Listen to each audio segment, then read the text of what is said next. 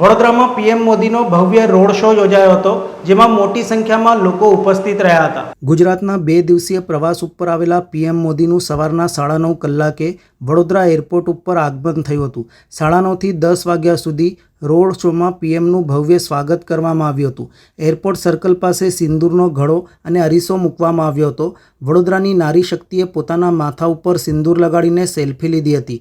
વડોદરાના રમતવીરોએ હાથમાં તિરંગો લઈને સિંદૂર સન્માન યાત્રામાં વડાપ્રધાન મોદીનું અભિવાદન કર્યું હતું. દાઉદી વોરા સમાજના લોકોએ પીએમનું સ્વાગત કર્યું હતું. કર્નલ સોફિયાના પરિવારે પીએમ પર પુષ્પવર્ષા કરી હતી. પીએમએ વડોદરામાં લોકોનું અભિવાદન ઝીલ્યું હતું. ફૂલો અને રાષ્ટ્રધ્વજ સાથે લોકોએ સ્વાગત કર્યું હતું. રોડ શોમાં ઉપસ્થિતોમાં અનેરો ઉત્સાહ જોવા મળ્યો હતો. પારંપરિક નૃત્ય દ્વારા પણ પીએમનું સ્વાગત કરાયું હતું. એરપોર્ટથી મિલન પાર્ટી પ્લોટ સુધી સિંદૂર યાત્રા કાઢવામાં આવી હતી. લોકોએ જોરશોરથી તેમનું સ્વાગત કર્યું હતું. વડોદરામાં સિંદૂર યાત્રા પૂરી કર્યા બાદ પીએમ મોદી દાહોદમાં 24,000 કરોડના વિકાસ કાર્યોનું લોકાર્પણ કર્યું હતું અને સભાને સંબોધી હતી.